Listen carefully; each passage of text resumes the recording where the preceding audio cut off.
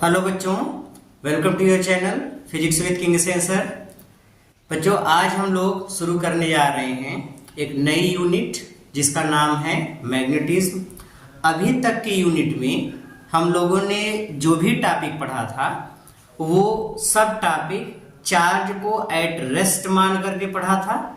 Charge जब rest में रख करके हम चार्ज की प्रॉपर्टीज को स्टडी करते हैं तो वो सभी स्टडी आती है इलेक्ट्रोस्टैटिक्स, स्थिर विद्युतिकी के अंतर्गत।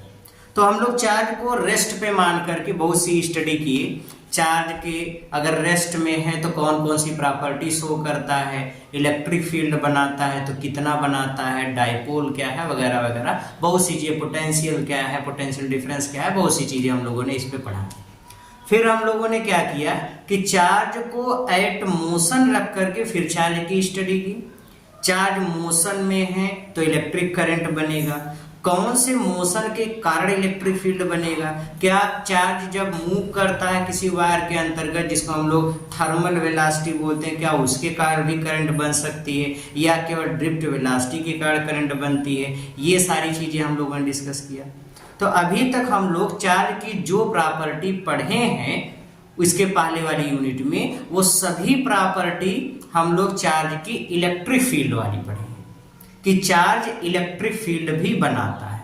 क्योंकि हम लोग चार्ज की डेफिनेशन जानते हैं, व्हाट इज चार्ज। चार्ज किसी भी मटेरियल की वो प्रॉपर्टी है जिसके कारण वह अपने चारों ओर या तो इलेक्ट्रिक फील्ड या फिर मैग्नेटिक फील्ड बनाता है, दोनों भी बना सकता है।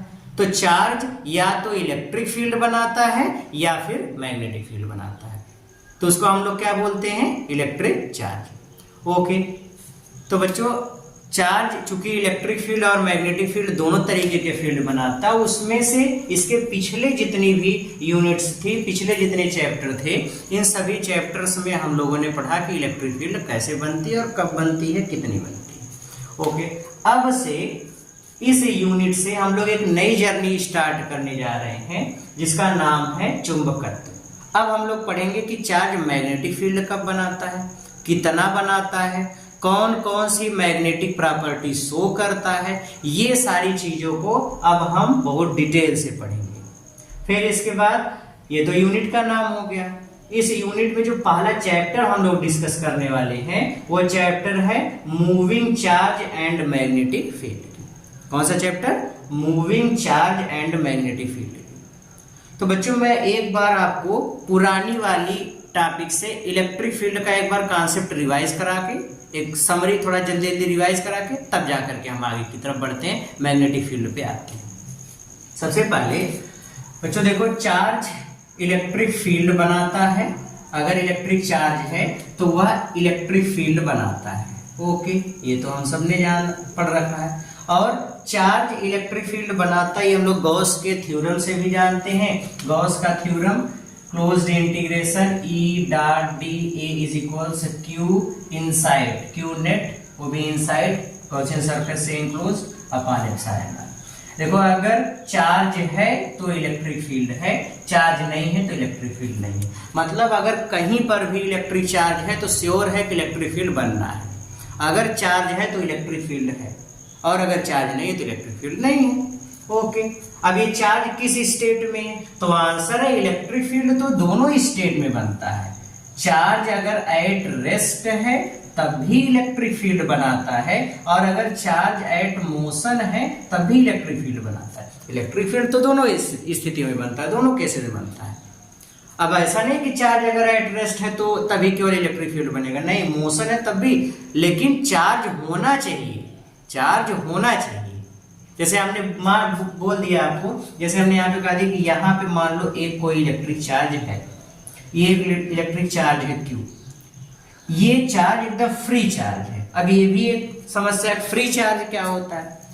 तो जो फ्री चार्ज का मतलब ऐसा चार्ज जो किसी वायर से इनक्लोज्ड ना, मतलब किसी तार में नहीं। जैसे हम लोग पढ़ते हैं ना रेडियो एक्टिविता, तो रेडियो एक्टिविता में हम लोग देखते हैं स्वतः ही अल्फा बीटा कण गामा विकिरणें निकलती है किसी रेडियो एक्टिव एटम के न्यूक्लियस से।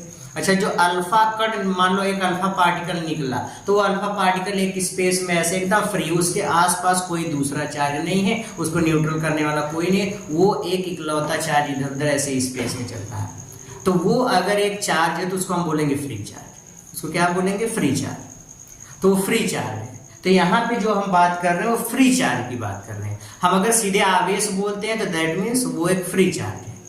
फ्री चार्ज और बाउंड चार्ज दोनों में डिफरेंस है। देखो, अगर हम यहीं पे बात करते हैं फ्री इलेक्ट्रॉन की, जैसे हम बात कर रहे हैं फ्री इलेक्ट्रॉन की, इसके पहले वाले चैप्टर इलेक्ट्रिकल कंडक्शन में हम लोगों ने पढ़ा है फ्री इलेक्ट्रॉन के बारे में। जैसे मान लो कि ये कोई कंडक्टर है, इस कंडक्टर के अंदर किसी बहुत से एटम होंगे, किसी भी एटम के सबसे बाहरी कक्षा का वो इलेक्ट्रॉन जो न्यूक्लियस से बहुत ही वीक फोर्स के द्वारा बंधा होता है और इसको थोड़ी सी भी एनर्जी मिल जाती है अगर एनटीपी पर, तो ये अपने इस आउटर मोस्ट सेल को छोड़ करके बाहर निकल जाता है और पूरे कंडक्टर में इधर अनियमित रूप से इधर उधर गति करता रहता है। ओके, तो ये जो इलेक्ट्रॉन इससे निकल करके एटम से इस पूरे कंडक्टर में इधर उधर घूम रहा है, इस इलेक्ट्रॉन को हम बोलेंगे फ्री इलेक्ट्रॉन, ना कि फ्री चार्ज। ये बच्चों फ्री इलेक्ट्रॉन है, फ्री चार्ज नहीं। फ्री इलेक्ट्रॉन, ये एक इलेक्ट्रॉन बना नेगेटिव चार्ज पार्टिकल, लेकिन जिस एटम से ये निकला वो वाले न्यूक्लियस कैसा हो गया? पॉजिटिव। मतलब वो वाला पूरा जो एटम हो गया वो कैसा हो गया? पॉजिटिव। जिस एटम से इलेक्ट्रॉन निकल गया, इलेक्ट्रॉन निकला, कोई भी एटम है अगर इलेक्ट्रॉन निकाल देगा तो पॉजिटिव चार्ज हो जाएगा, तो ये पॉजिटिव चार्ज बन जाता, आयन बन जाता। मान लो 500 एटम ने एक एक इलेक्ट्रॉन निकाल दिया, तो 500 इलेक्ट्रॉन मतलब 500 नेगेटिव चार्ज तो बने, साथ ही साथ 500 एटम पॉजिटिव चार्ज भी बना लिए। तो इस वायर में अगर अब नेगेटिव चार्ज पॉजिटिव चार्ज दोनों है, अगर इसके अंदर मान लो इलेक्ट्रिक करंट फ्लो हो रही है, हमने इसको सेल या बैटरी से जोड़ दिया, तो इलेक्ट्रिक करंट जब फ्लो होगी तो इलेक्ट्रिक करंट फ्लो होते समय चूंकि जितने नेगेटिव चार्ज है उतने पॉजिटिव चार्ज भी हैं, तो नेगेटिव और पॉजिटिव चार्ज जब दोनों सेम हैं, मतलब 500 नेगेटिव 500 पॉजिटिव, तो ऐसे कंडीशन में अब देखोगे तो क्यू नेट कितना हो जाएगा? 500 नेगेटिव 500 पॉजिटिव, तो टोटल चार्ज कितना हो गया? 0। और अगर टोटल चार्ज क्यू नेट 0 हो गया तो इलेक्ट्रिक फील्ड कितना हो जाएगा? 0। तो बच्चों, चार्ज मोशन में होने से इलेक्ट्रिक फील्ड तभी बनेगा जब चार्ज एक फ्री चार्ज हो। कैसा हो? Free charge. जैसे हमने बोला कि एक चार्ज है, किसी से कोनो मतलब नहीं, एकदम आइसोलेटेड टाइप है, इधर उधर ऐसे घूम रहा है, वो चार्ज एक इलेक्ट्रिक फील्ड बनाएगा, चाहे वो रेस्ट में हो या फिर चाहे मोशन में हो। तो दोनों कंडीशन में वो इलेक्ट्रिक फील्ड बना सकता है। लेकिन अगर वही चार्ज फ्री चार्ज नहीं, एक वायर के अंदर अगर है तो वो फ्री चार्ज नहीं है, फिर तो वो बाउंड एक बधा हुआ चार्ज है। और एक वायर के अंदर टोटल चार्ज 0, और अगर हम लोग गॉस का लॉ भी लगाएं तो गॉसियन सरफेस यहाँ पे बनाएंगे तो गॉसियन सरफेस के इनक्लोज्ड टोटल चार्ज 0 और नेट चार्ज 0, तो इलेक्ट्रिक फील्ड 0। तो यहाँ पे इलेक्ट्रिक फील्ड 0 होगा। बात कुछ आ रही समझ में? तो चार्ज एक फ्री चार्ज होना चाहिए। तो चार्ज चाहे रेस्ट में हो चाहे मोशन में, दोनों कंडीशन में इलेक्ट्रिक फील्ड बना सकता है, दोनों कंडीशन में इलेक्ट्रिक फील्ड बना सकता है। लेकिन वो इलेक्ट्रिक फील्ड तब ही बनेगा जब चार्ज एक फ्री चार्ज हो, मतलब क्यू नेट की वैल्यू 0 नहीं है। If there is an electric charge there is an electric field. अब अगर कहीं पर चार्ज है तो इलेक्ट्रिक फील्ड है, चार्ज नहीं है तो इलेक्ट्रिक फील्ड नहीं है। वो चार्ज चाहे रेस्ट में या मोशन में किसी भी स्टेट में हो, इलेक्ट्रिक फील्ड बनाता ही बनाता है। क्लियर हो गई ये बात? ओके, तो ये बच्चों चार्ज इलेक्ट्रिक फील्ड बनाता है, एक बात ये हम लोगों को समझ में आ गई। अच्छा, अब देखो, जब मैग्नेटिक फील्ड की स्टडी शुरू हुई तो ये चूंकि चार्ज जो होता है वो इलेक्ट्रिक और मैग्नेटिक फील्ड दोनों बनाता है, तो चार्ज मैग्नेटिक फील्ड कब बनाता है? अब इसके बारे में जब ये स्टडी शुरू हुई या खोज किए जा रहे थे, उस समय एक साइंटिस्ट थे, उनका नाम था आस्टर्ड। क्या नाम था? आस्टर्ड। आस्टर्ड ने बच्चों एक एक्सपेरिमेंट किया, जिस तरीके से कहीं पर किसी स्थान पे इलेक्ट्रिक फील्ड है या नहीं है, इस चीज को पता करने के लिए हम लोग टेस्ट चार्ज का यूज करते थे। पढ़े हैं इलेक्ट्रोस्टैटिक में? कहीं पर इलेक्ट्रिक फील्ड है या नहीं है, इसको पता लगाने के लिए हम लोग टेस्ट चार्ज का यूज करते थे। अब टेस्ट चार्ज इलेक्ट्रिक फील्ड की उपस्थिति का पता लगाता था, उसी तरीके से किसी भी स्थान पे मैग्नेटिक फील्ड है या नहीं है, इसको पता लगाने के लिए हम लोग टेस्ट मैग्नेट या कंपास सुई का, कंपास नीडल या मैग्नेटिक नीडल का प्रयोग करते हैं।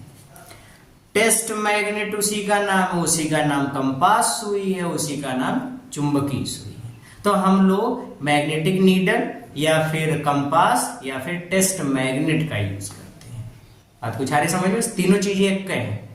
वो टेस्ट मैग्नेट जैसे इलेक्ट्रिक चार्ज इलेक्ट्रिक फील्ड का पता लगाता है, वैसे ही जो मैग्नेटिक नीडल या कंपास है वो मैग्नेटिक फील्ड का पता लगाता है। देखो कंपास की विशेषता क्या है या मैग्नेटिक नीडल की विशेषता क्या है, अगर हम इसको छोड़ दें मुक्त रूप से तो एक पर्टिकुलर डायरेक्शन में ऐसे आकर के ठहरेगा। अगर हम इसके पास कोई चुंबक लेकर के गए, अगर हम इसके पास चुंबक लेकर के गए तो चुंबक एक चुंबकीय क्षेत्र बना लेगा अपने चारों तरफ। तो चुंबक अगर चुंबकीय क्षेत्र बना लेगा तो ये उस चुंबकीय क्षेत्र में इस पर एक फोर्स टार्क लगेगा जिसकी वजह से ये घूमेगा।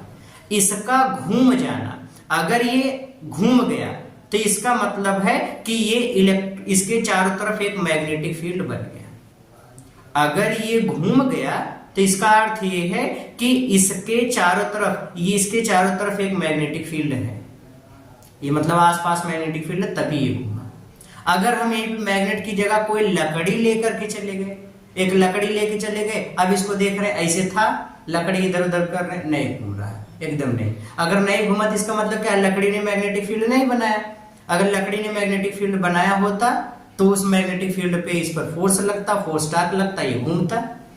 तो अगर कहीं पर मैग्नेटिक नीडल घूम गई, ये नॉर्मली ऐसे रहता है, अगर ये घूम गई तो इसका मतलब है कि आसपास कहीं ना कहीं मैग्नेटिक फील्ड आ गया। मैग्नेटिक फील्ड में ही इस पर फोर्स टार्क लगेगा और ये घूमेगा। अगर ये अपने स्थान पे ऐसे पड़ी रही, इसका अर्थ क्या हुआ, मैग्नेटिक फील्ड नहीं बना, इसलिए नहीं घूमा।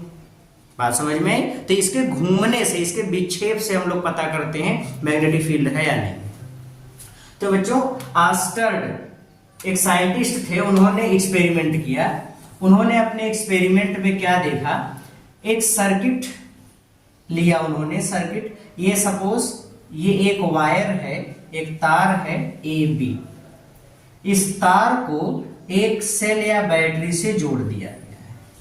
ओके, सेल या बैटरी से जोड़ दिया। यहां पर एक प्रेशर की लगा दिया हमने, दाब कुंजी। ओके, हम क्या देखते हैं कि यहाँ पे एक कंपास नीडल को ऐसे रखा गया है। कंपास नीडल का ये नॉर्थ पोल है, ये साउथ पोल है। ओके, नॉर्मल इस कंडीशन में है। अभी हम देखते हैं कि क्या इस वायर में कोई करंट फ्लो हो रही है, नहीं। स्विच ऑफ है तो इसमें कोई करंट नहीं फ्लो हुई, करंट जीरो।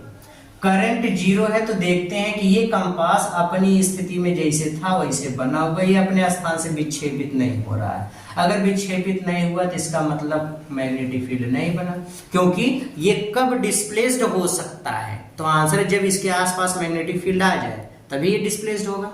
तो अगर ये अपने स्थान से डिस्प्लेस्ड नहीं हो रहा है, that means there is no magnetic field. तो अगर करंट जीरो है तो मैग्नेटिक फील्ड जीरो है। ओके, हम क्या करते हैं, प्रेशर की को जैसे ही दबाते हैं, इसको हमने दबाया, स्विच ऑन किया, जैसे ही स्विच ऑन होता है तुरंत एक करंट का फ्लो हो जाता है। और जैसे ही करंट फ्लो हुई, हम ये देखते हैं कि मैग्नेटिक नीडल अपने स्थान से घूम गई। ये मैग्नेटिक नीडल ऐसे थी, अपने स्थान से डिस्प्लेस्ड हो गई। इसका डिस्प्लेस्ड होना, आस्टर्ड ने ये देखा कि जैसे ही करंट फ्लो हुई मैग्नेटिक नीडल घूम गई। अब मैग्नेटिक नीडल तो केवल मैग्नेटिक फील्ड में घूमती है, इसके आसपास कुछ है भी नहीं। अब अगर ये घूम गई तो इसका अर्थ क्या हुआ, इस करंट ने मैग्नेटिक फील्ड बना लिया। जैसे ही हम स्विच ऑफ करते थे या आकर के वहीं पर रुक जाती थी, नो डिस्प्लेसमेंट। जैसे ही स्विच ऑन करते थे ये घूम जाती थी। तो अगर ये घूम गई दैट मींस मैग्नेटिक फील्ड बन गया। तो हम देखते हैं कि जैसे ही सर्किट में कोई करंट फ्लो होती है तो एक मैग्नेटिक फील्ड भी बन जाता है। ठीक है, अगर कोई करंट फ्लो हो गई, करंट की कुछ वैल्यू होगी, करंट जीरो नहीं है तो मैग्नेटिक फील्ड भी जीरो नहीं है, मतलब मैग्नेटिक फील्ड बन जाता है। तो यहां से आस्टर्ड ने एक निष्कर्ष ये निकाला कि कोई भी चालक है, अगर चालक में धारा प्रवाहित होगी तो धारा प्रवाहित होने के कारण वह अपने चारों ओर एक चुंबकीय क्षेत्र बना लेता है। अगर एक वायर में करंट फ्लो होगी तो वह अपने चारों ओर एक मैग्नेटिक फील्ड बना लेता है। ये निष्कर्ष निकाला आस्टर्ड ने। अच्छा, प्रूफ क्या है इस बात का? तो इस बात का प्रूफ ये, कंपास नीडल हिली भाई, ये अपने स्थान से डिस्प्लेस्ड हो गई। और कंपास नीडल तो तभी डिस्प्लेस्ड होती है जब कहीं पे मैग्नेटिक फील्ड आ जाए। तो जब करंट जीरो थी तब तो नहीं डिस्प्लेस्ड हुआ, मतलब मैग्नेटिक फील्ड नहीं बना। जैसे करंट फ्लो हुई वो डिस्प्लेस्ड हो गया, दैट मींस मैग्नेटिक फील्ड बन गया। तो करंट फ्लो होने से मैग्नेटिक फील्ड बन गया। ये आस्टर्ड के इस एक्सपेरिमेंट से प्रूव हुआ। उन्होंने ये देखा कि जब हम इस सेल या बैटरी की पोलैरिटी चेंज कर देते हैं, मतलब हम करंट की डायरेक्शन चेंज कर दें, तो करंट की डायरेक्शन चेंज करने से मैग्नेटिक कंपास नीडल भी दूसरे डायरेक्शन में घूम जाती है, मतलब मैग्नेटिक फील्ड की डायरेक्शन चेंज हो जाती है। और मैग्नेटिक फील्ड की डायरेक्शन चेंज होना इस बात का इंडिकेशन था कि मैग्नेटिक फील्ड, जिसको हम लोग बी से रिप्रेजेंट करते हैं, magnetic field is a vector quantity.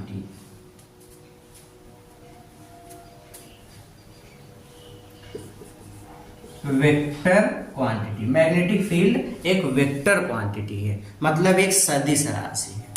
बात कुछ आई समझ में? फिर से इस चीज को समझिए। देखिए, आस्टर्ड ने एक्सपेरिमेंट किया। इस एक्सपेरिमेंट से ये निष्कर्ष निकला कि अगर किसी भी वायर में करंट फ्लो होती है तो वह अपने चारों ओर एक मैग्नेटिक फील्ड बना लेता है, और मैग्नेटिक फील्ड एक वेक्टर क्वांटिटी है। ये आस्टर्ड के एक्सपेरिमेंट से प्रूव हुआ। ओके, तो अब करंट कहाँ बनती है, किसकी वजह से बनती है? तो आंसर है करंट एक मैग्नेटिक फील्ड किसकी वजह से बनती है? मैग्नेटिक फील्ड किसकी वजह से बनती है? तो आंसर मैग्नेटिक फील्ड करंट की वजह से बनती है। ओके, ये आस्टर्ड के एक्सपेरिमेंट से प्रूव हुआ। तो यहां तक बात समझ में आई कि अच्छा, जैसे हम लोग चार्ज की स्टडी कर रहे हैं, तो चार्ज की स्टडी में पता चला चार्ज इलेक्ट्रिक फील्ड बनाता है, चाहे मोशन में चाहे रेस्ट में इलेक्ट्रिक फील्ड बना लेगा। ओके, चार्ज है तो इलेक्ट्रिक फील्ड है। मैग्नेटिक फील्ड कब बनाएगा? इसकी स्टडी हम लोग कर रहे थे, तो पहले आस्टर्ड ने अपने एक्सपेरिमेंट से ये बताया कि अगर किसी भी कंडक्टर में करंट फ्लो होगा, करंट है तो मैग्नेटिक फील्ड है। अब करंट किस चीज से बनती है? करंट किस चीज से बनती है? तो करंट की डेफिनेशन क्या है? आवेश प्रवाह की दर, rate of flow of charge. जब आवेश प्रवाहित होते हैं, एक पर्टिकुलर डायरेक्शन में चलते हैं, जब चार्ज फ्लो करते हैं तो वो रुके हुए हैं कि गति कर रहे हैं? तो आंसर मोशन कर रहे हैं। तो जब चार्ज मोशन करते हैं, वो भी एक पर्टिकुलर डायरेक्शन में, जब चार्ज मोशन करेगा तो इलेक्ट्रिक करंट बनाएगा। फिर से सुनो, ड्रिफ्ट वेलोसिटी इलेक्ट्रॉनों की और थर्मल वेलोसिटी दोनों में किसकी वजह से करंट बनती थी? तो आंसर है दोनों में करंट बनती थी ड्रिफ्ट वेलोसिटी की वजह से, क्योंकि ड्रिफ्ट वेलोसिटी सब फ्री इलेक्ट्रॉन्स की एक डायरेक्शन वाली वेलोसिटी थी। और बाकी जो दूसरी वाली जो वेलोसिटी है, थर्मल वेलोसिटी, उसमें तो इलेक्ट्रॉन इधर उधर चाहे जैसे चलते रहते हैं। जब चाहे जैसे रैंडमली चलेंगे तो वहां पे कैसे वहां पे मतलब करंट बनती, वहां पे करंट नहीं बन पाती। अच्छा, यहां पे अगर हम देखें, जब करंट फ्लो हो रही है, मतलब सब चार्ज एक डायरेक्शन में मोशन कर रहे हैं। अब इसी चीज को समझो, करंट मैग्नेटिक फील्ड बनाता है, करंट मैग्नेटिक फील्ड बनाता है। मैं इसी चीज को यहां पे लिखते लिखते समझा रहा हूं कि करंट मैग्नेटिक फील्ड बनाता है। ओके, करंट को कौन बनाता है? तो आंसर है करंट कब बनती है? जब चार्ज एट मोशन होता है। चार्ज एट मोशन होता है, दैट मीन्स चार्ज मूव करता रहता है एक पर्टिकुलर डायरेक्शन में। अगर चार्ज मूव करता है तब जाकर के क्या बनती है? करंट। अब यहां से बात को समझो, अगर चार्ज मूव कर रहा है तो चार्ज क्या बना लेगा? Electric current. और इलेक्ट्रिक करंट क्या बना लेगी? Magnetic field. अब हम इन दोनों को अटैच्ड करें तो हम ये बोल सकते हैं कि अगर चार्ज मोशन में है, मूव कर रहा है, तो वो क्या बनाएगा? मैग्नेटिक फील्ड बनाएगा। बात कुछ आई समझ में? तो चार्ज अगर एट मोशन है तो वो हमेशा क्या बनाएगा? Magnetic field. इतनी सी बात समझ में आ गई? ओके, तो बच्चों, चार्ज कौन कौन से फील्ड बनाएगा, कब कौन कौन से फील्ड बनाएगा? तो बच्चों चार्ज अगर है कहीं पर भी, चार्ज है रेस्ट में, मोशन में, कहीं पर भी चार्ज है तो इलेक्ट्रिक फील्ड बनेगा 100% श्योर। जब तक चार्ज जीरो नहीं होगा तब तक इलेक्ट्रिक फील्ड जीरो नहीं होगा। ओके, एक बात तो क्लियर हो गई कि अगर चार्ज है तो इलेक्ट्रिक फील्ड बनना ही बनना है, चाहे रेस्ट में चाहे मोशन में। मैग्नेटिक फील्ड चार्ज कब बनाएगा? तो आंसर है चार्ज मैग्नेटिक फील्ड तब बनाएगा, चार्ज मैग्नेटिक फील्ड तब बनाएगा जब चार्ज एट मोशन है। तो चार्ज अगर मोशन में है, चार्ज मूव कर रहा है तो करंट बना लेगा और वो करंट मैग्नेटिक फील्ड बना लेगी। दैट मींस यही चार्ज जो मोशन में है वो क्या बना लिया? Magnetic field. भाई जब चार्ज मूव किया तभी तो करंट बनी और उसने मैग्नेटिक फील्ड बनाया। अब अगर वो चार्ज नहीं चला होता तब मैग्नेटिक फील्ड नहीं बनता या करंट नहीं बनती। तो इससे ये क्लियर हुआ कि अगर चार्ज मोशन में है तो वो मैग्नेटिक फील्ड बनाएगा। अब जैसे हमने इलेक्ट्रिक फील्ड के बारे में पढ़ा, इलेक्ट्रिक फील्ड के बारे में हमने ये देखा कि अगर चार्ज रेस्ट में है या चार्ज मोशन में है तो दोनों कंडीशन में इलेक्ट्रिक फील्ड बन सकता है, बशर्ते कि चार्ज जीरो नहीं होना चाहिए। अगर चार्ज है तो दोनों स्थितियों में, चाहे रेस्ट चाहे मोशन में इलेक्ट्रिक फील्ड बनेगा। क्या मैग्नेटिक फील्ड में भी ऐसा है? तो देखो अगर चार्ज एट रेस्ट है, चार्ज अगर विराम है, तो ऐसी स्थिति में जब चार्ज एट रेस्ट है, ऐसी कंडीशन में करंट कितनी हो जाएगी? जीरो। भाई rate of flow of electric charge is known as electric current. Charge flow होगा, चलेगा, तब तो करंट बनेगी, और जब चार्ज फ्लो ही नहीं होगा तो करंट जीरो। और करंट जीरो तो ऑस्टर्ड का एक्सपेरिमेंट एक आता, करंट जीरो तो मैग्नेटिक फील्ड जीरो, कोई मैग्नेटिक फील्ड नहीं बनी। तो इसका मतलब अगर चार्ज एट रेस्ट हुआ तो एट रेस्ट में होने से मैग्नेटिक फील्ड नहीं बनती। तो चार्ज जब रेस्ट में होगा तो मैग्नेटिक फील्ड नहीं बनाएगा, तब क्या बनाएगा? Only electric field. ओके, ये चीज तो क्लियर हो गई कि चार्ज अगर रेस्ट में है तो इलेक्ट्रिक फील्ड बनाएगा, मैग्नेटिक फील्ड नहीं बनाएगा। ओके, अब अगर यही चार्ज एट मोशन हुआ, अगर ये चार्ज एट मोशन हुआ तो मोशन में होने से ये एक इलेक्ट्रिक करंट बनाएगा, और अगर इलेक्ट्रिक करंट बनाएगा तो एक मैग्नेटिक फील्ड भी बनेगी, ऑस्टर्ड एक्सपेरिमेंट। दैट मींस अगर चार्ज एट मोशन है तो वह मैग्नेटिक फील्ड बनाएगा। तो चार्ज अगर मोशन में है तो मैग्नेटिक फील्ड बनेगी, चार्ज अगर रेस्ट में है तो मैग्नेटिक फील्ड नहीं बनेगी। इलेक्ट्रिक फील्ड की हम बात करें तो यहां पर रेस्ट में है तब भी इलेक्ट्रिक फील्ड बनेगा, मोशन में है तब भी इलेक्ट्रिक फील्ड बनेगा, बशर्ते कि चार्ज जीरो नहीं होना चाहिए। मतलब अगर चार्ज है तो इलेक्ट्रिक फील्ड और मैग्नेटिक फील्ड दोनों बनेगा। बच्चों मैं बार बार बोल रहा हूं कि खाली चार्ज कहने का मतलब क्या है? फ्री चार्ज, वो किसी वायर के अंदर वाला चार्ज नहीं, ठीक है? तो फ्री चार्ज। तो चार्ज अगर मोशन में है तो इलेक्ट्रिक फील्ड और मैग्नेटिक फील्ड दोनों बनेगा। क्लियर हो गया? अभी इस तरीके से क्वेश्चन भी पूछा जाता है एग्जाम में, कई बार पूछा गया है, या वाइवा में भी आपके एग्जामिनर आपसे पूछते हैं कि बताइए एक गतिशील आवेश कौन कौन से क्षेत्र बना सकता है। तो बच्चों पहले क्वेश्चन सुनो, एक मूविंग चार्ज कौन कौन से फील्ड डेवलप करता है?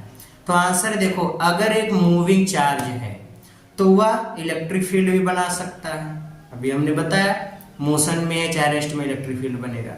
अगर वो चार्ज मोशन में है तो मैग्नेटिक फील्ड भी बनाएगा, इसका मतलब वो दोनों फील्ड बनाता है। लेकिन अब देखो सवाल सुनो, सवाल कहा गया अगर एक गतिशील आवेश है, गतिशील आवेश कौन कौन से क्षेत्र बना सकता है? तो आंसर है मैग्नेटिक फील्ड भी इलेक्ट्रिक फील्ड भी, दोनों फील्ड बनाएगा। लेकिन यहां पे जो चार्ज हम लोग समझ रहे हैं वो एक फ्री चार्ज है, ठीक ना, किसी तार के अंदर वाला नहीं। हाँ, अगर हमने ये कहा दिया या एनसीईआरटी इस बात को बताती, इस बात से एग्री करती है कि अगर एक वायर के अंदर कोई चार्ज मूव कर रहा है, जैसे फ्री इलेक्ट्रॉन अगर एक वायर के अंदर मूव कर रहा है, एक तार के अंदर अगर कोई भी चार्ज चल रहा है तो वो कौन कौन से फील्ड बनाएगा? तो फिर से वही वाली कहानी आ जाएगी फ्री इलेक्ट्रॉन वाली। अब इसमें जितने फ्री इलेक्ट्रॉन बनेंगे उतने ही पॉजिटिव आयन भी होंगे। भाई जिन एटम से इलेक्ट्रॉन निकले वो सब आयनित हो गए, तो जितने माइनस वाले उतने प्लस वाले। अब इसके अंदर चार्ज सब मूव कर रहे हैं, तो चार्ज मोशन में है, चार्ज मोशन में है इसलिए इलेक्ट्रिक करंट तो है, और अगर इलेक्ट्रिक करंट है तो मैग्नेटिक फील्ड भी है। इसका मतलब अगर चार्ज मोशन में है तो मैग्नेटिक फील्ड तो हर हाल में बनेगा, चाहे वो वायर के अंदर हो या फ्री चार्ज हो। लेकिन इलेक्ट्रिक फील्ड की बात करें तो अगर हम इलेक्ट्रिक फील्ड निकालेंगे इस वायर, इस पूरे सरफेस के अंदर इलेक्ट्रिक फील्ड कितना है, तो अगर हम यहाँ पे गॉसियन सरफेस लेते हैं तो गॉसियन सरफेस के enclosed total charge Q net कितना हो जाएगा, तो जितने प्लस उतने minus, Q net 0। So according to Gauss theorem E dot A is equals Q by epsilon naught, जहां पे Q नेट ये वाला फार्मूला अगर लगाएंगे तो Q net 0, so electric field कितना हो जाएगा 0। मतलब अगर एक वायर के अंदर चार्ज मूव कर रहे हैं तो नेट चार्ज 0 होगा, जिसकी वजह से इलेक्ट्रिक फील्ड 0 होगा, लेकिन मैग्नेटिक फील्ड 0 नहीं होगा। इस बात से एनसीईआरटी एग्री करती है। एनसीईआरटी का ये कहना है कि अगर एक वायर के अंदर अगर चार्ज मूव करेगा तो वायर के अंदर तो नेट चार्ज 0, इसलिए इलेक्ट्रिक फील्ड नहीं बनेगा, लेकिन मैग्नेटिक फील्ड बनेगा, क्योंकि करंट बन गई तो मैग्नेटिक फील्ड बनेगा। बात समझ में आ गई? तो बच्चों हम लोग आज के इस टॉपिक में चार्ज के प्रॉपर्टी को हम लोग सीखे हैं। तो चार्ज की कौन कौन सी प्रॉपर्टी अभी तक हम लोग सीखे हैं कि चार्ज देखिए दोनों फील्ड बनाता है, इलेक्ट्रिक फील्ड भी मैग्नेटिक फील्ड भी। चार्ज रेस्ट में है तो इलेक्ट्रिक फील्ड, चार्ज मोशन में है तब भी इलेक्ट्रिक फील्ड बन सकता है। हम जितनी बातें बता रहे हैं सब फ्री चार्ज के लिए। चार्ज मोशन में है तो मैग्नेटिक फील्ड, मोशन में इलेक्ट्रिक फील्ड भी बनता है। लेकिन चार्ज अगर रेस्ट में है तो क्या इलेक्ट्रिक फील्ड मैग्नेटिक फील्ड दोनों बनेगा? आंसर है नहीं, तब खाली इलेक्ट्रिक फील्ड। तो मैं इसी सारी बातों को लिख लेता हूं, ठीक है? ध्यान से सुनो। चार्ज, मैं यहाँ पे जो चार्ज ले रहा हूं वो फ्री चार्ज, फ्री चार्ज की तरीके से ये वाला चार्ज है। अगर ये चार्ज एट मोशन हुआ, पहले तो एट रेस्ट लेते हैं, अगर ये चार्ज एट रेस्ट हुआ तो ये दोनों फील्ड बनाएगा, इलेक्ट्रिक फील्ड भी बनेगा और दूसरी चीज मैग्नेटिक फील्ड भी बनेगा, दोनों फील्ड बनेगा। अगर ये चार्ज अगर ये चार्ज रेस्ट में है तो खाली इलेक्ट्रिक फील्ड बनेगा। अगर ये चार्ज रेस्ट में है तो खाली इलेक्ट्रिक फील्ड। मैग्नेटिक फील्ड कहां से बनेगा? करंट तो बनेगी ही नहीं, करंट नहीं बनेगी तो मैग्नेटिक फील्ड नहीं बनेगा। ओके, तो अगर चार्ज रेस्ट में है तो खाली इलेक्ट्रिक फील्ड बनेगा। लेकिन ये चार्ज अगर एट मोशन है तो एट मोशन होने पर इस चार्ज से इलेक्ट्रिक फील्ड भी बनेगा और दूसरी बात है मैग्नेटिक फील्ड भी बनेगा। तो एक गतिशील आवेश कौन कौन से क्षेत्र बना सकता है? तो आंसर है विद्युत और चुंबकीय दोनों क्षेत्र उत्पन्न कर सकता है। एक स्थिर आवेश कौन कौन सा क्षेत्र बनाता है? तो वो केवल इलेक्ट्रिक फील्ड बनाता है। अगर एक गतिशील आवेश है लेकिन वो किसी वायर के अंदर है, नॉट ए फ्री चार्ज, अगर ये फ्री चार्ज नहीं है तो उस कंडीशन में कौन कौन से फील्ड बनाएगा? तो आंसर है इस समय खाली करंट बनेगी तो एक मैग्नेटिक फील्ड बनेगा। तो इस स्थिति में अगर चार्ज एक फ्री चार्ज नहीं है तो केवल मैग्नेटिक फील्ड बनेगा, इलेक्ट्रिक फील्ड की वैल्यू 0 होगी, मतलब इलेक्ट्रिक फील्ड नहीं बनेगा क्योंकि क्यू नेट की वैल्यू 0 हो जाती है। ओके, तो अगर चार्ज एक वायर के अंदर एक सर्किट में फ्लो कर रहा है तो उस समय चार्ज मोशन में है तो वो मूविंग वाला चार्ज एक मैग्नेटिक फील्ड बनाएगा, इलेक्ट्रिक फील्ड नहीं बनाएगा। तो क्या क्या बातें हम लोगों ने सीखी? निष्कर्ष हमको आज के इस वीडियो से क्या मिल रहा है कि चार्ज की प्रॉपर्टी, चार्ज इलेक्ट्रिक और मैग्नेटिक दोनों फील्ड बनाएगा। अगर चार्ज एट रेस्ट है तो खाली इलेक्ट्रिक फील्ड, अगर चार्ज एट मोशन है तो इलेक्ट्रिक और मैग्नेटिक दोनों फील्ड। अगर वही चार्ज एक वायर के अंदर फ्लो कर रहा है, फ्री चार्ज नहीं है, तो ऐसी स्थिति में खाली मैग्नेटिक फील्ड, इलेक्ट्रिक फील्ड 0। बात आ गई समझ में? Very good. अब बच्चों चार्ज के इस मोशन वाली प्रॉपर्टी में देखो एक और प्रॉपर्टी मैं आपको इसी टाइम बता दूं ऐड करके। देखिए एक साइंटिस्ट थे, उनका नाम था मैक्सवेल, बहुत ग्रेट साइंटिस्ट थे बच्चा ये। और ये वो खिलाड़ी वाले मैक्सवेल नहीं है, क्रिकेटर वाला मैक्सवेल नहीं है, ये ग्लेन मैक्सवेल की बात है, ये साइंटिस्ट थे। इन्होंने इलेक्ट्रोमैग्नेटिक वेव की खोज की थी, इलेक्ट्रोमैग्नेटिक वेव की प्रॉपर्टी बताई थी कि इलेक्ट्रोमैग्नेटिक वेव कैसे क्रिएट होते हैं, कैसे बनते हैं और ये मीडियम में कैसे प्रोपेगेट करते हैं। तो बच्चों इन्होंने एक चीज ये देखा कि अगर चार्ज किसी भी सर्किट में, हम लोग आगे चल करके मैग्नेटिज्म वाला चैप्टर पढ़ने के बाद हम लोग एक चैप्टर पढ़ेंगे दैट इज अल्टरनेटिंग करंट। तो अल्टरनेटिंग करंट में हम लोग या इलेक्ट्रो अल्टरनेटिंग करंट के बाद या हम लोग एक चैप्टर उसी में डिस्कस करेंगे अल्टरनेटिंग करंट के ही आसपास चैप्टर, जिसमें हमको मिलेगा एलसी सर्किट। हाँ, अल्टरनेटिंग करंट में एलसी सर्किट। अब एलसी सर्किट में हम लोग पढ़ेंगे कि चार्ज का ऑसिलेशन कैसे होता है। चार्ज ऑसिलेट कर रहा है, दैट मीन्स चार्ज एक्सीलरेट करता है।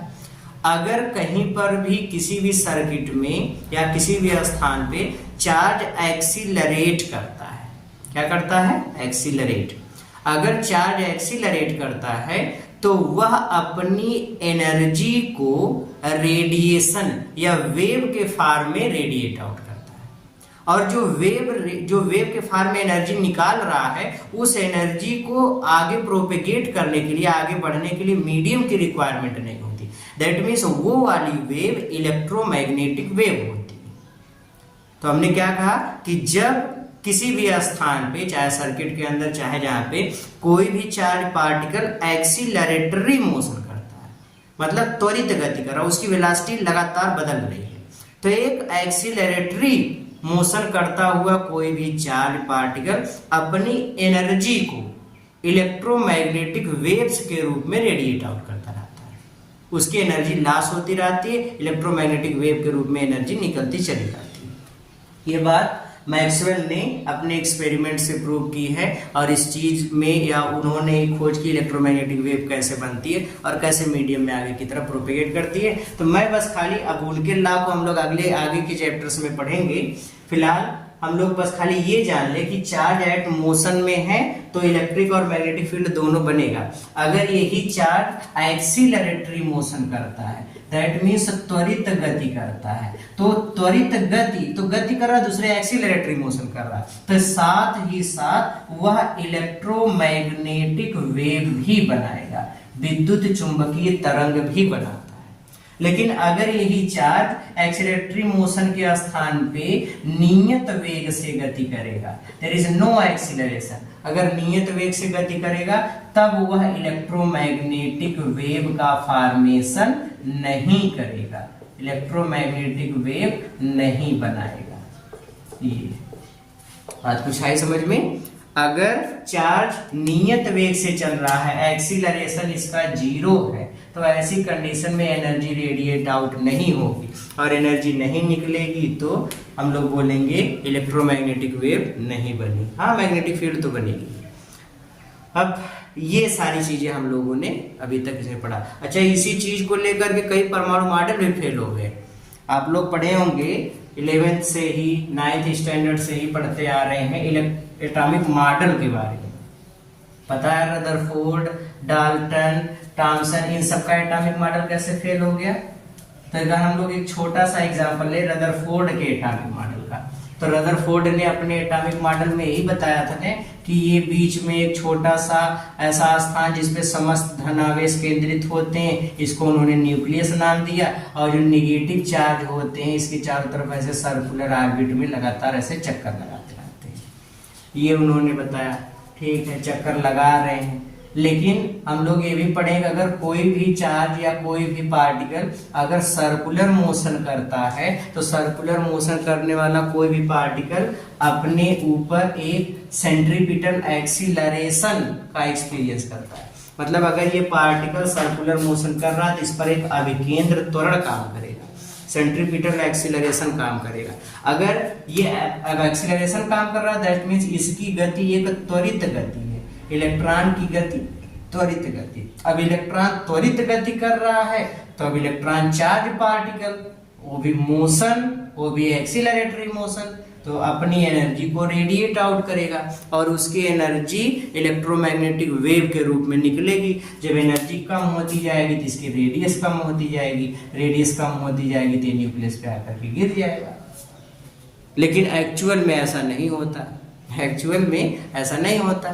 तो क्यों नहीं होता, इसी चीज को जब रदरफोर्ड से पूछा गया तो वो नहीं बता पाए। इसलिए उनका एटॉमिक मॉडल फेल हो गया था, और भी स्पेक्ट्रम वगैरह की कुछ बातें थी। खैर ये भी एक रीजन था। तो इलेक्ट्रोमैग्नेटिक वेव कब बनती है बच्चा? तो आंसर इलेक्ट्रोमैग्नेटिक वेव तब बनती है जब चार्ज मोशन में हो लेकिन एक्सीलरेटरी मोशन करे। जब चार्ज एक्सीलरेटरी मोशन करता है तब अपनी एनर्जी को इलेक्ट्रोमैग्नेटिक वेव के फॉर्म में रेडिएट आउट करता है, तब उस समय इलेक्ट्रोमैग्नेटिक वेव बनती है। क्लियर हो गया? Very good. अच्छा, अभी तक आस्टर्ड के एक्सपेरिमेंट से हम लोगों ने ये सीखा कि हाँ, अगर कहीं पर कोई कंडक्टर है, इस कंडक्टर में कोई करंट फ्लो हो रही है, तो यह अपने चारों ओर एक मैग्नेटिक फील्ड बना लेगा।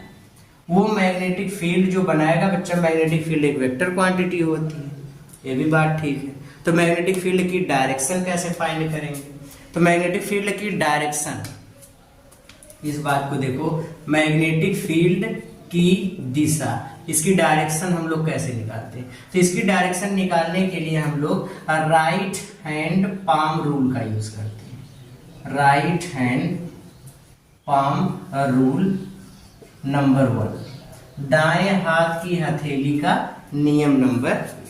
अब इस लॉ को अच्छे से समझो बच्चों। Right hand palm rule number ये बताता है कि अगर हम अपने राइट हैंड के पूरे पंजे को, पूरे इसके पाम को इस तरीके से हम लोग फैलाएं कि जो चारों अंगुलियां हैं इस अंगूठे के परपेंडिकुलर हो, चारों अंगुलियां इस अंगूठे के परपेंडिकुलर हो, तब अगर ये अंगूठा करंट की डायरेक्शन में हो, जिधर चालक में धारा बह रही है उस डायरेक्शन में हम अपने अंगूठे को कर दें, और चारों अंगुलियां उस पॉइंट की तरफ हो जहां पर हमको मैग्नेटिक फील्ड ज्ञात करना है, तो उस पॉइंट पर मैग्नेटिक फील्ड की डायरेक्शन इस हथेली के तल के लंबवत बाहर की तरफ, ऐसे हथेली के तल के लंबवत परपेंडिकुलर आउटवर्ड, ऐसे हथेली से धक्का देने की दिशा में होगा। या हम लोग अपने हाथ को ऐसे एडजस्ट कर लें, चारों उंगलियां उस पॉइंट की तरफ जहां पे मैग्नेटिक फील्ड ज्ञात करना है, और जहां पे करंट जिस डायरेक्शन में फ्लो कर रही है उधर अंगूठा कर लें। उसके बाद अपने अंगुलियों को 90 डिग्री कर्ल करें। तो 90 डिग्री कर्ल करने के बाद ये चारों फिंगर जिधर जाएंगी वही मैग्नेटिक फील्ड की डायरेक्शन। बात कुछ आई समझ में? जैसे मान लो कि ये वायर है, एक वायर यहाँ पे दिया गया है XY, इसमें करंट फ्लो हो रही है ऊपर की तरफ। यहाँ पे पॉइंट P पे मैग्नेटिक फील्ड की डायरेक्शन पूछ लिया, कैसे निकालेंगे? तो मैग्नेटिक फील्ड की डायरेक्शन निकालने के लिए आप अपने पंजे को ऐसे फैलाओ कि चारों अंगुलियां अंगूठे के लंबवत हो। अंगूठा करंट की डायरेक्शन में, करंट ऊपर, तो इसको इधर कर दो। चारों अंगुलियां इधर, पॉइंट P इधर है तो चारों अंगुलियां इधर। अब ऐसे एडजस्ट करके फिर इसको 90 डिग्री कर्ल करो। तो 90 डिग्री कर्ल किया तो किधर जा रहा है? अंदर की तरफ। तो इसकी डायरेक्शन किधर हो गई? अंदर की तरफ। बच्चे जो अंदर की तरफ, इस बोर्ड के सापेक्ष भीतर की तरफ वाली जो डायरेक्शन होती है उसको हम लोग क्रॉस से दिखाते हैं। क्रॉस डायरेक्शन हमको बताता है गोइंग इनसाइड, मतलब भीतर की ओर की दिशा। अगर मान लो जैसे यहीं पे एक वायर अगर दे दिया गया PQ और इसमें करंट की डायरेक्शन हमने अपोजिट कर दी, पॉइंट वहीं पे रखा। अब मैग्नेटिक फील्ड की डायरेक्शन बताओ, तब मैग्नेटिक फील्ड की डायरेक्शन निकालोगे तो मैग्नेटिक फील्ड में देखो, अब ये हथेली ऐसे है। अब हमने कहा कि करंट तो नीचे जा रही है, चारों उंगलियां इधर लेकिन करंट नीचे, तो इसको पकड़ के इसे उल्टा कर दो। अब इसको उल्टा कर दिया तो करंट नीचे की तरफ, करंट नीचे की तरफ है तो करंट की डायरेक्शन नीचे की तरफ। चारों अंगुलियां इधर कर दो पॉइंट P की तरफ, फिर इसको चारों उंगलियों को 90 डिग्री कर्ल करो तो किधर जा रहा है? बाहर की तरफ। अब बाहर की तरफ जा रहा है इसलिए इसकी डायरेक्शन किधर हो जाएगी? बाहर की तरफ। और बाहर की तरफ वाली डायरेक्शन को हम लोग डॉट से दिखाते हैं, इसको बोलते हैं बाहर की तरफ की दिशा या कमिंग आउटवर्ड, ये इसकी डायरेक्शन।